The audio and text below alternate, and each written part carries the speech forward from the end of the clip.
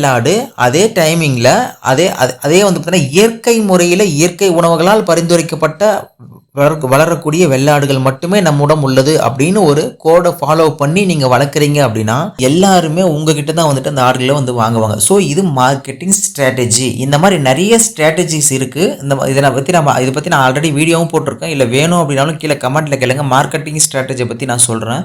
உங்களுக்கு ஓரளவு புரியணுன்றதுக்காக இதை நான் மேலோட்டமாக சொல்லியிருக்கேன். ஓகேங்களா, இதுதான் மார்க்கெட்டிங் ஸ்ட்ராட்டஜி.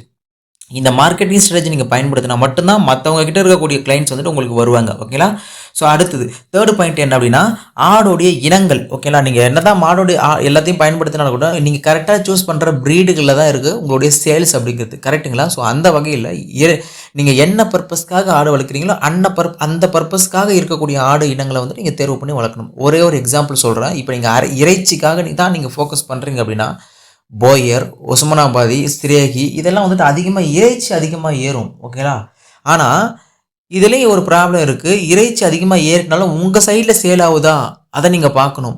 இப்போ ஒன்றுமே பிரயோஜனம் இல்லாத ஒரு ஆடு எடுத்து வந்து நீங்கள் வளர்த்தீங்க அப்படின்னா கண்டிப்பாக உங்களுக்கு லாஸ் ஆகும். இது யதார்த்தமாக நடுத்தர மக்களுக்கு தெரியக்கூடிய ஒரு உண்மை. ஓகேங்களா, அப்போது புரிஞ்சுக்கணும் இதை நீங்கள். ஓகேங்களா, அடுத்தது இப்போ நீங்கள் ஒருவேளை பாலுக்காக நீங்கள் வளர்க்குறீங்க அப்படின்னா இப்போ பாலுக்கான ஒரு சில ப்ரீட்ஸ் இருக்குது. சம்பேனை, ஜமுனாபாரி, அப்புறம் தலைச்சேரி, இதெல்லாம் பால் பர்பஸ் அதிகமாக இருக்கக்கூடிய ஒரு ஆட்டோட இனங்கள். இதுவும் நீங்கள் கவனிக்கணும். இந்த பால் இதில் கவனித்து இதை நீங்கள் அதே மாதிரி சர்வே பண்ணி வந்துட்டு இது மூவ் ஆகுதுன்னு சர்வே பண்ணி நீங்கள் வந்துட்டு வளர்க்கணும். அடுத்தது இரட்டை பயனுக்காக இப்போது ஃபார் எக்ஸாம்பிள் ரெண்டு குட்டியாக போடும். ஓகேங்களா, அந்த மாதிரி இருக்கக்கூடிய ஒரு ஆடை வந்துட்டு நீங்கள் சூஸ் பண்ணுறீங்க அப்படின்னா அதுக்கு பீட்டேல், மலபாரி இந்த மாதிரி நிறைய இனங்கள் வந்துட்டு இருக்குது. இதெல்லாம் வந்துட்டு இரண்டு குட்டிகளை வந்துட்டு ஈனும். ஸோ இதெல்லாம் வந்துட்டு இந்த மாதிரி ஒவ்வொன்றும் வந்துட்டு பார்த்தீங்கன்னா நீங்கள் எந்த இனங்களை சூஸ் பண்ணுறீங்க அப்படிங்கிறத பொறுத்து வந்துட்டு எல்லாமே வந்துட்டு சேஞ்ச் ஆகும். ஓகேங்களா, இது நீங்கள் பார்த்துக்கோங்க. அடுத்தது 4வது பாயிண்ட் என்ன அப்படின்னா ஷெட்டுக்கு போயிடலாம். இப்போ பண்ணையோட அமைப்பு, இப்போ நீங்கள் பண்ணை எப்படி வந்துட்டு நீங்கள் பிளான் பண்ண போகிறீங்க அப்படிங்கிறத பற்றி பார்ப்போம். ஃபார் எக்ஸாம்பிள் இப்போ நீங்கள் கண்டிப்பாக வந்துட்டு நிலம் அப்படிங்கிறது ஒரு 1லேருந்து 2 ஏக்கர் மினிமம் வந்துட்டு இருக்கணும். அப்போ தான் வந்துட்டு பார்த்தீங்கன்னா அட்லீஸ்ட் மேக்ஸிமம் ஒரு 100 ஆடாச்சும் நீங்கள் வந்துட்டு வளர்க்க முடியும். ஓகேங்களா, இது வந்துட்டு பார்த்தீங்கன்னா 1 ஏக்கரில் வந்து ஒரு 2 ஏக்கராக இருக்கணும். ஓகே, நிலம் இருக்கணும். இப்போது ஷெட்டோடைய அமைப்பு எப்படி இருக்குன்னா ஒவ்வொரு ஆடுக்கும் 10லேருந்து 15 ஸ்கொயர் ஃபீட் வந்துட்டு ஆடுகள் இருக்கணும். அதாவது இது வந்துட்டு உங்களுக்கு அதிகமாக தெரிஞ்சிச்சு அப்படின்னா இதை விடவும் குறைச்சிக்கலாம். ஆனால் மைண்டில் வச்சுக்கோங்க, ஒரு ஆட்டுக்கும் இன்னொரு ஆட்டுக்கும் கண்டிப்பாக இடைவெளி இருக்கணும்.